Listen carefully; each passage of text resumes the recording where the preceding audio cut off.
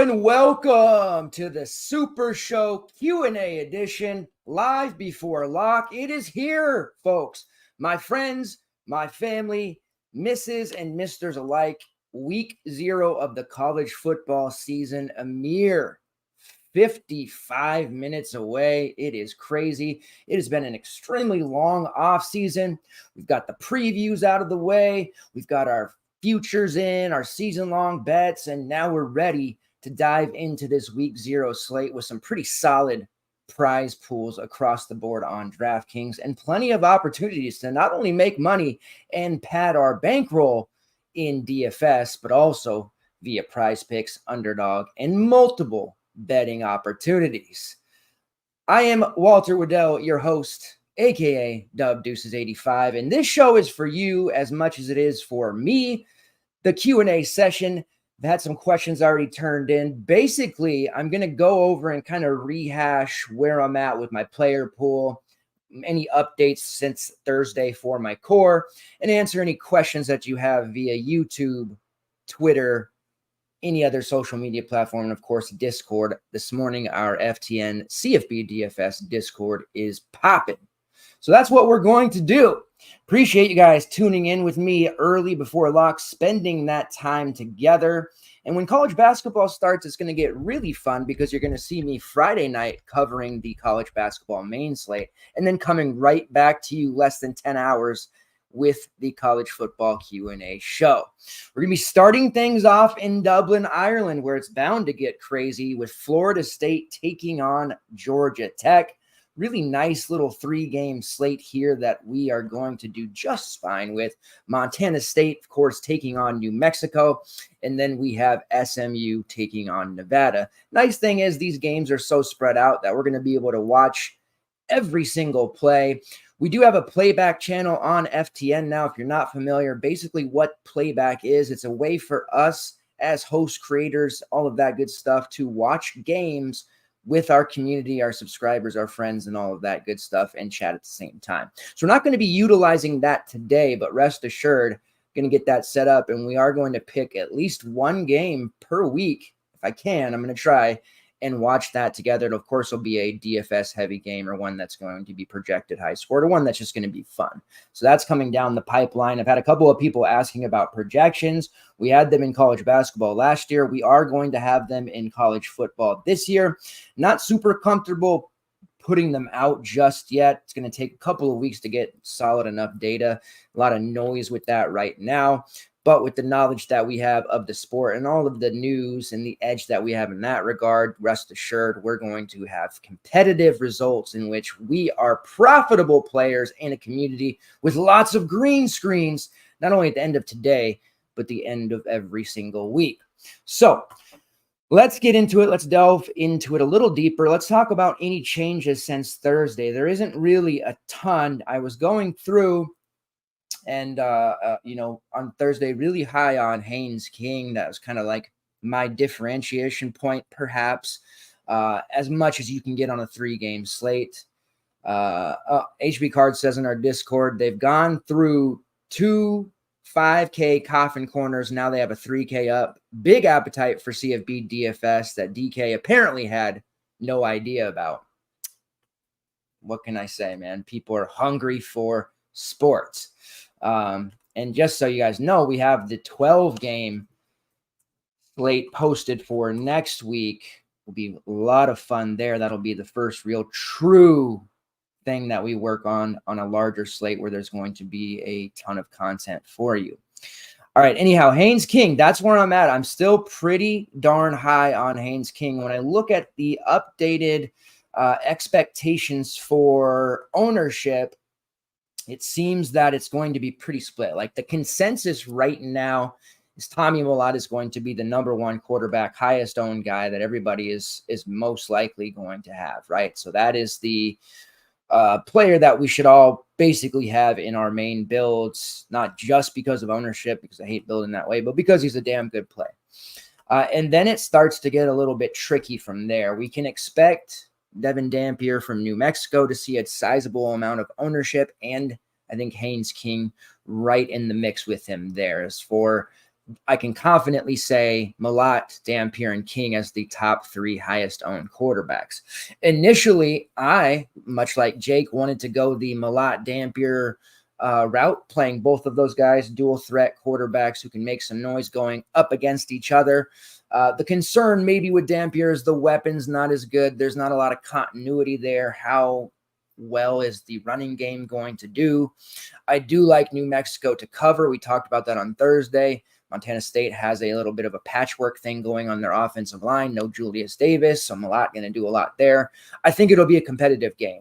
Dampier's really cheap at 6-1, so it's hard not to want to look his way. But as it stands right now for quarterbacks, along with Malott in the community, I'm going to be still heavily on Haynes King. I have made that decision.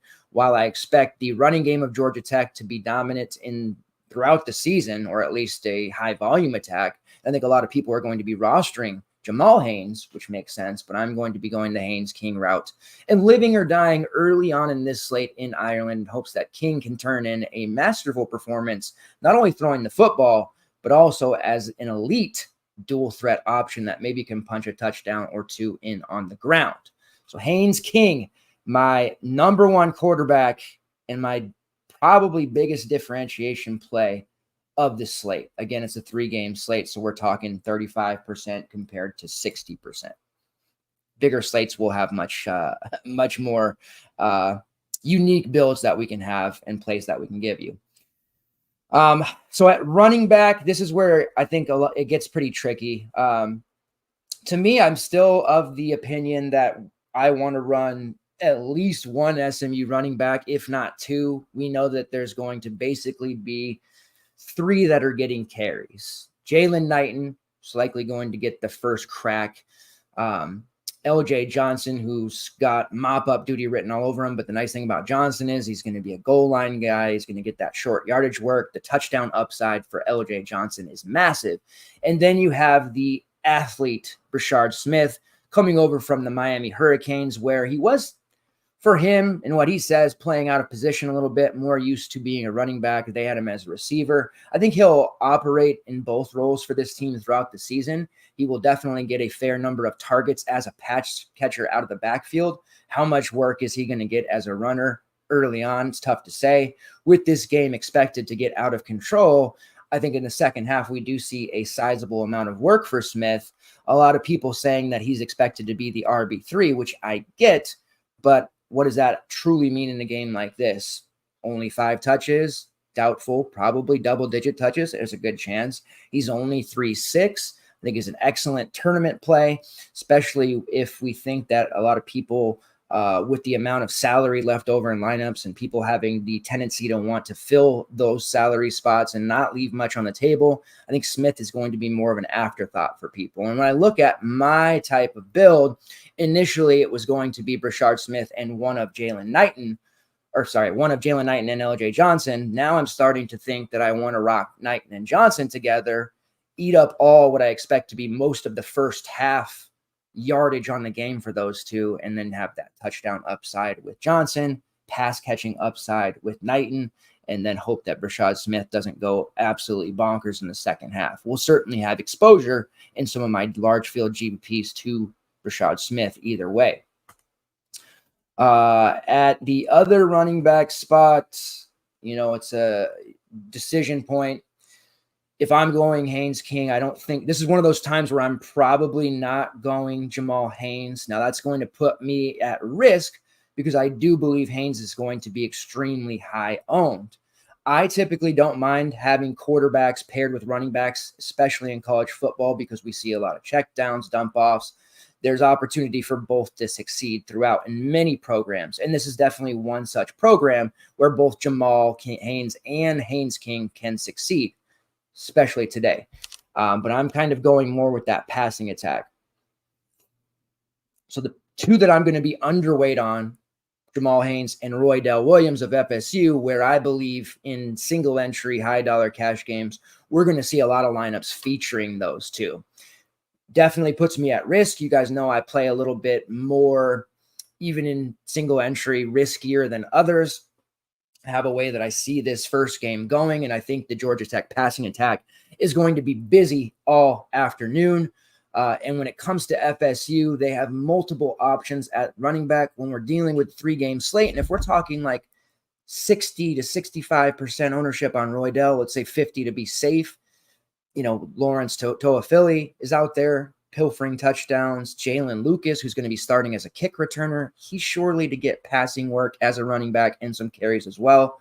So I don't know how much I feel Roydell is going to necessitate having me roster him in my main lineup, or all lineups for that matter, when there are going to be a lot of question marks surrounding his actual workload. It's not going to be 30 carry back, right? Maybe he gets to 20 touches, very good possibility. Price-wise, it's fair at 7-1, Toafili at 7-7. That's a little bit tougher of a pill to swallow, but I think the way I'm betting this game and the way I'm leaning into Haynes King, I just don't have as much interest in Florida State as I think the rest of the industry does. And I'm not certainly telling you to follow my lead in that. If you're not comfortable fading FSU completely, or, you're hell-bent on playing Roydell, please do. I always tell you guys, this is what I'm, doesn't necessarily mean that it's going to be the right thing. But just giving you a different outlook on it from what you've probably heard 3 or 4 times throughout in other parts of the industry when the groupthink tank starts to take hold. So we might know early if I'm dead or if I'm alive. But the nice thing is there's a 2-game afternoon slate. So if Florida State comes out and scores 27 unanswered points in the first half and Roydell Williams scores 3 touchdowns, at least your boy will have some opportunity to play on the later slates, but we'll see. Wouldn't be the first time nor the last time I was dead early on a slate. As far as the other chalk running back that we can expect, Scott Trey Humphrey, that's an obvious one. That is a piece of chalk that I want to eat. Only 4.6 on DraftKings, very cheap over on FanDuel as well, absorbing the RB1 role with Julius Davis out. Again, Montana State has some injuries to various members of their team, especially on the offensive line. They had to shift Cole Sane over to center. Their All-American tackles moved over to guards, so they've been sliding pieces around there. How much is that actually going to matter? Probably not a ton. Montana State is an elite running program. Their offensive line depth is something that a lot of teams would be jealous of. The fact that they're able to slide All-Americans around like that and bring guys off the bench who aren't going to drop off a ton kind of speaks volumes about how good this program really is. And initially I was a bit worried about it, but now not so much. Scott Trey Humphrey, if he was like 7K, maybe kind of justify getting away from the field there, but at that price point, it's just silly not to roster him. New Mexico's running game is kind of an avoid still for me. They have Eli Sanders there, Iowa State transfer, 2-3 different pieces that are going to get looks. You also have Dampier, who's going to be taking carries and rushing work. Andrew Henry is the top incumbent, so I don't have a lot of interest there in the New Mexico running game, at least on this slate. And then on the Nevada side, Sean Dollars is atop the depth chart there. He is dealing with a minor ankle tweak. His primary backup for this one, Savion Red, is dealing with severe turf toe. And then you have Pat Garwo, the Boston College transfer, who missed most of the offseason work. Now is a full go in the last practice or two, not on the depth chart, but potentially going to see a little bit of work there as well. Not a great game script for the Nevada running game. We know that. They have a pretty porous passer in Brendan Lewis. It just looks like it could get very ugly for this Nevada team, so not a lot of interest there in the running game for me still. That hasn't changed. When we look at, let's go top 4 projected ownership on the running backs. Number 1, Scott Trey Humphrey. I think he will end up being the highest owned by far. Then you have Roydell Williams after Jamal Haynes, and then what I believe to be LJ Johnson or Jalen Knighton. I know I'm seeing some chatter about Brashad Smith, but like I said, when we ultimately see lineups built and all that salary left over, I don't know that Brashard ends up being like some 70% owned running back. I might be eating those words later, but right now I think LJ Johnson has a chance to perhaps be a little bit higher owned than him just because we have that salary available to us. And it's not like he's 9K. He's only 5.5. So it's kind of how I see the running back ownership shaking out. Moving on to the wide receiver tight ends. This is one where I initially felt like it's pretty obvious. You've got 2 or 3 quarterbacks. Pretty obvious. You've got 3 or 4 running backs. At wide receiver, you have one really obvious option and then a bunch of various guys. And I do think that ultimately the slate will be won based on the wide receivers that you select. Looking at it here, I'm going to start with Georgia Tech. This is going in with my Haynes King stack and really pressing on that, 2 or 3 man passing stack. Eric Singleton is the top overall option at 5.3K. That will not be a price point we see him at too often. A shoe-in for 100-plus targets this year, just under 90 targets last season. 48 receptions, 714 yards, 6 touchdowns. They're going to be looking to him early and often. This is Haynes King's guy. But he's not the only one, as we see on the rest of their depth chart. Malik Rutherford starting, and Chase Lane, who is now healthy after coming over from Texas A&M. He has that SEC pedigree, but he's been dealing with some injuries, some transfer rules, all that other stuff. He will be ready, and he's an interesting tournament look at 4.7. But I do like Singleton, like everyone else, and Malik Rutherford, who sits there at 5.2. If I'm running a 3-man Georgia Tech stack in anything, tournaments, whatever contests, alt lineups, main lineups, whatever you're comfortable with, if you're going to run 3 Georgia Tech guys that are not the running back, I do believe it has to be Haynes King, Eric Singleton, and Malik Rutherford. Rutherford was solid as well last year, 46 receptions for 500 yards, 4 touchdowns. He will be another player that flirts with 75-plus targets when it's all said and done this year. I think both have the really good opportunity to score today. Singleton being my bet for the 100-plus yard marker, which we're going to talk about at the end. But I think Rutherford is a really nice look, especially on spots like PrizePicks, Underdogs, where he has a fairly, advantageous line. 35.5 receiving yards on Underdog. I love that over. That feels like I don't want to say mortal lock because that's a jinx, but that's a very, very strong bet for Rutherford to get 40-plus receiving yards on 2 or 3 catches easily. So that's where my head is at there at wide receiver. Then we have the next logical option would be SMU.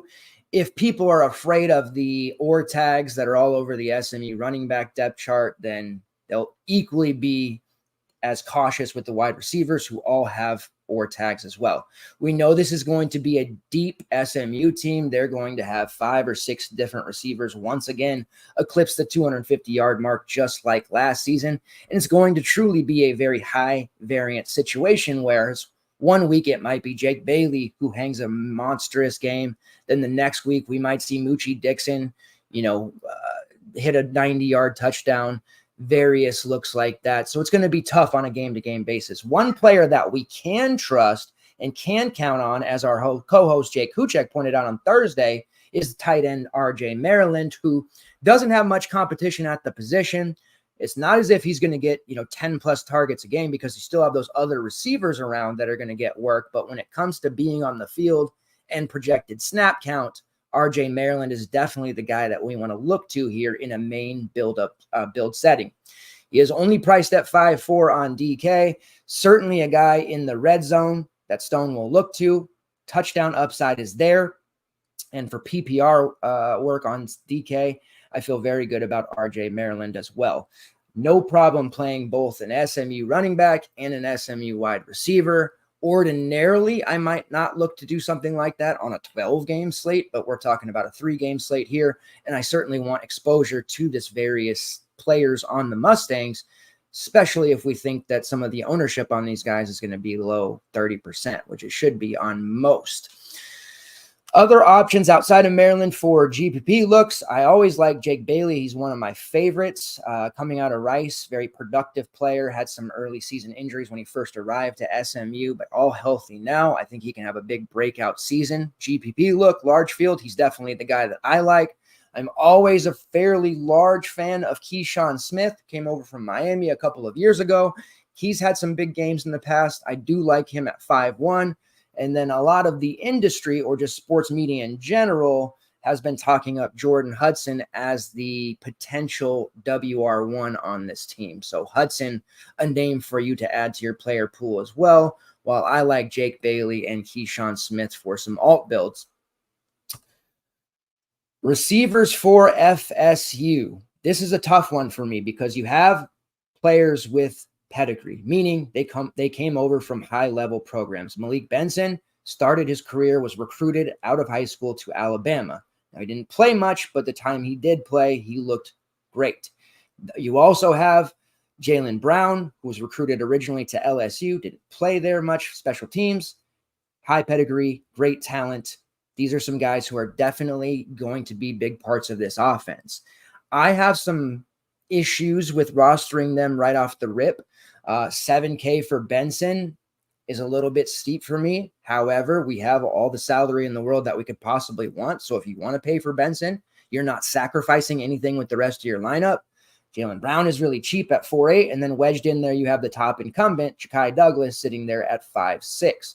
Now, we did just get the news that the talented underclassman Hakeem Williams will not play today, so we do know that. That helps with the receiver room here. As a true freshman, he wasn't used much, had some flashes, 5 catches for 80 yards. The injury is minor. He's expected to come back relatively soon, but will not be used for this game.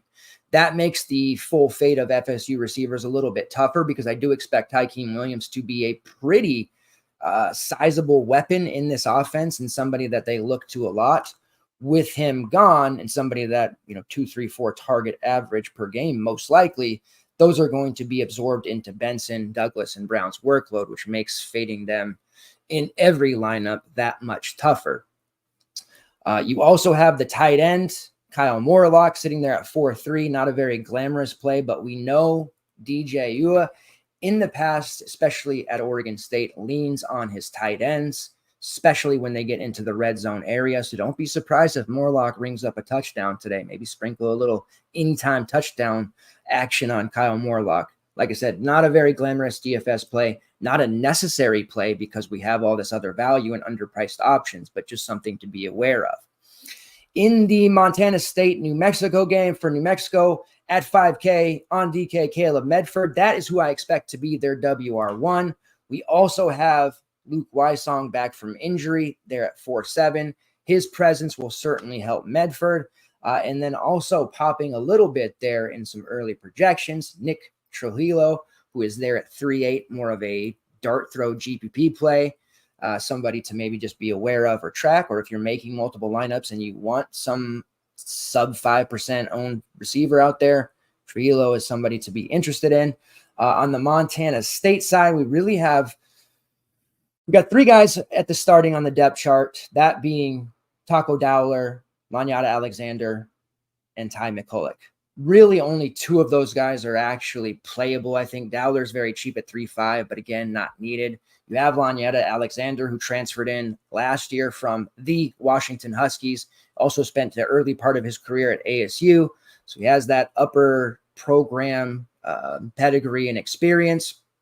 At 4.2, I like him as a GPP look there in Malott lineups. Now, I'm probably running Malott in my main naked with his running back, but as far as receivers go, that might be a nice little differentiation build going with Malott and instead of Humphrey with an Alexander or a McCulloch. Most of the chatter I'm seeing around the industry is in favor of McCulloch as the play, expected to be their alpha in the receiver room. So take that for what it's worth. Can't go wrong, I think, with either of them in GPPs, though I do like kind of a triple stack when it comes to Montana State. And when it comes to wide receiver ownership, I am expecting huge numbers on Eric Singleton.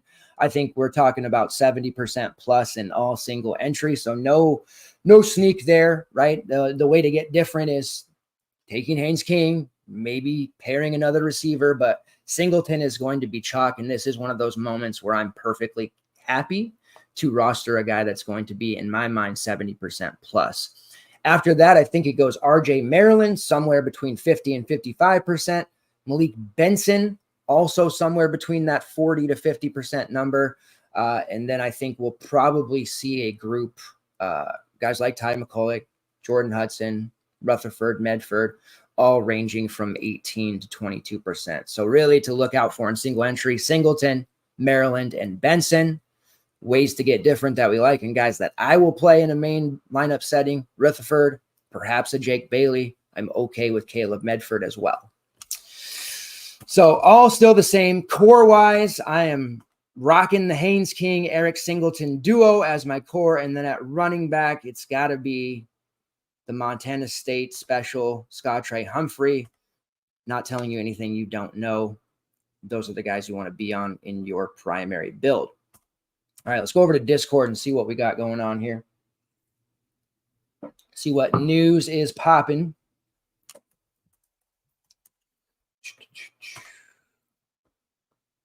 All right, Skyline says, any showdown recommendations for the first game? Let's pull that up because I was hoping that there was going to be a Hawaii showdown, but that didn't end up happening, I guess. I did email one of the DK reps, and they kind of just stonewalled me. They made it seem like nobody wanted to play that, but I know that you D-Gens would play a Hawaii Delaware State showdown. There's no doubt in my mind about that. All right, so looking at the Florida State Georgia Tech showdown, captain, I do like Haynes King. That is something that Skyline brought up. I think a Jamal Haynes captain is something that we'll probably see plenty of. And then as far as filling up your utility spots, getting in those receivers with King would be what I do, meaning Singleton, who's very cheap from a showdown perspective, only 5'6". In the captain spot, it might not be a bad idea. He's only 8'4". That would probably get you different enough. You also have my guy Rutherford there at 5'2", so some pretty cheap prices on the showdown front. Toa Philly, Rodale Williams, Malik Benson are all 8'6" and above.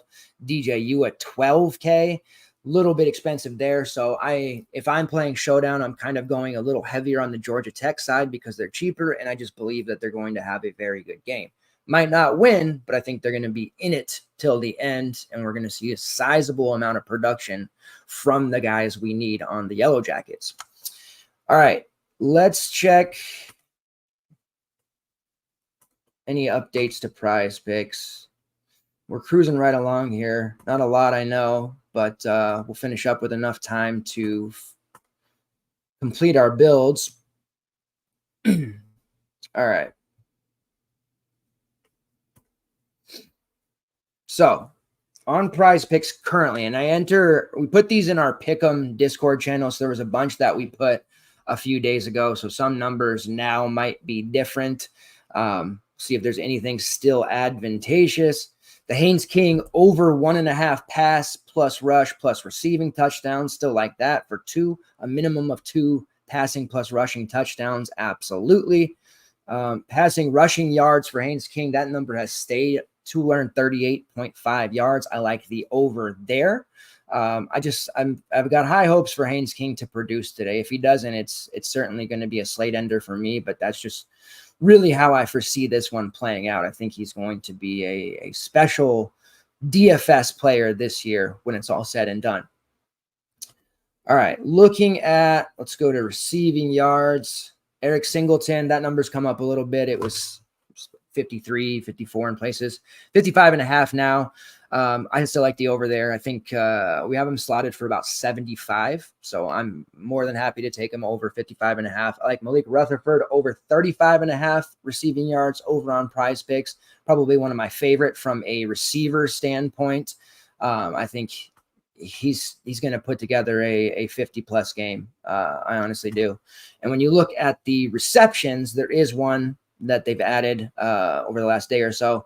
RJ Maryland sitting there at 3.5. Those can be a little bit dangerous with all of the SMU options that they have, but I do like RJ Maryland over 3.5 receptions. Just going to be one of those guys who is solid, consistent, and we can count on. Passing yards, Brendan Lewis is at 154.5. Now over on Underdog, that number was like 141.5, and I like the under over there. So of course I'm going to like the under 154.5 passing yards for him on PrizePicks. Not a believer that he is going to have much success. I think that we could see some of the Bianco back up at times, and I don't know that Lewis is going to end up playing the full game, and the parts of the game that he does play are going to be very unsatisfactory in my best teacher voice. All right, over on Underdog, let's see if there's any major changes here, and then we'll wrap up with a bet or two with plenty of time to do our thing.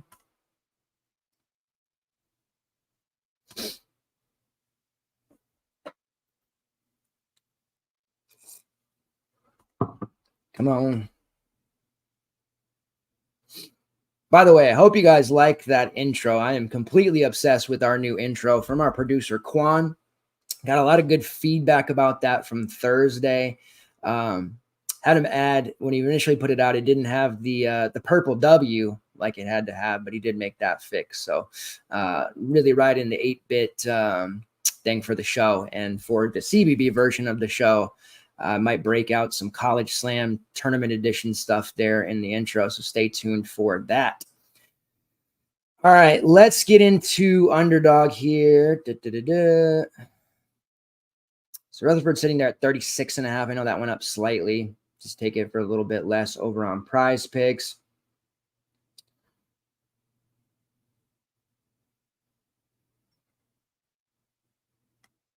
Brendan Lewis under 155.5 passing yards.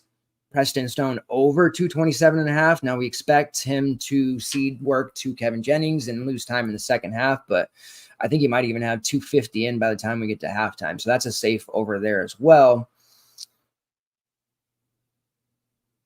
And that's pretty much it. LJ Johnson over 49.5 rushing yards. I'm a believer in LJ Johnson today, eclipsing 50 plus yards.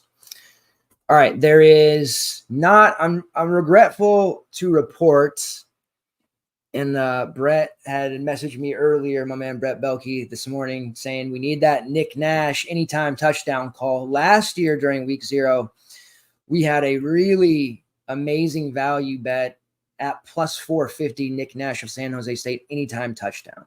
After we hit that, that was nice. The touchdown props after that were like minus 120, plus 150 for anybody with a pulse. Anyone capable of scoring a touchdown, we never saw plus 450 again. And that seems to be the case now. We're even seeing that in NFL. Some of the anytime touchdown props in NFL for week 1 are awful. So that's going to be a tough one. So I am regretful to tell you I don't have a week 0 anytime touchdown special that you can make sizable money off of. However, I didn't leave you empty-handed. I didn't bring you here this morning, coffee in hand, or what a purple drink in hand, whatever it is you're rocking with this morning, without some sort of value bet. Now I have the plus 13.5 New Mexico bet that we talked about on Thursday, the SMU first half bet, which was minus 13.5, which I believe has gone up to, it's gone all the way up to 16.5. So hopefully you guys got it on Thursday, because that has been bet up all the way to 16.5 first half spread. That's rough, but that just shows you the value in betting early on some of this stuff. So we have those 2 bets locked in. I like a little bit of Georgia Tech to cover the 10.5, but the prop, there is a prop here, and they're offering on DK a lot of alt lines, which is nice. They have their own individual passing, receiving, rushing props, but they've offered 4 or 5 options for most players. So we're going to come over here to receiving yards, and we're going to go to Eric Singleton Jr., who we expect to have a massive, massive season. He has a prop on DraftKings that offers us a pretty large amount of value. And this actually went up since Thursday when we were looking at it. But you have the option to go 70 plus, 25 plus, all the way up to 120 plus, and everything in between. There are 4 here that I like: 70 plus, 80 plus, 90 plus, and 100 plus. But what would the Super Show be? What would I be as a host that you guys have supported all these years if I didn't give you I guess at this point is a long shot or a posh play of the day, something that's some like sneaky, not everyone else is doing it, not part of the group think tank. some sort of like, hey, if this hits, you know where you found it. And if it misses, hey, you know where you found it. I don't hide from misses, celebrate wins, but we also take our losses on the chin. And I think that's why you guys have supported me and the show for so many years. So with that being said, we are taking Eric Singleton 100 plus yards. It's now plus 475. So I don't have a plus 450 anytime touchdown bet to give you. I wish I did. Like I said, let me pull this up for you guys so you guys can understand. So when you go to, like, for example, anytime touchdown for Lawrence Toafili, minus 115. Roy Dell Williams, minus 200. You do get a Malik Benson at plus 145, but that's not really enough there.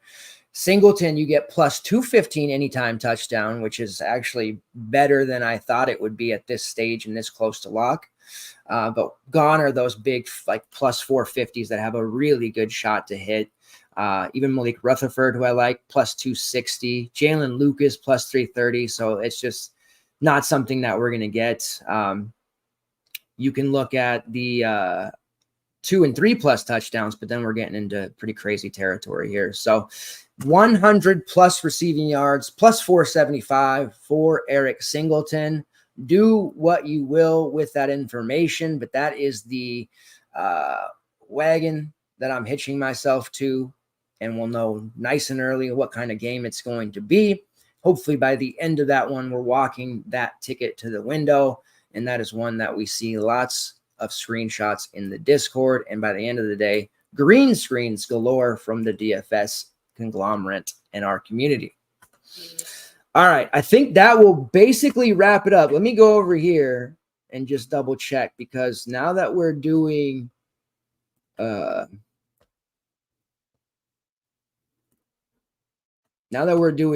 X and Twitter shows, just want to make sure that I'm not missing anything or any comments, any questions, any of that good stuff.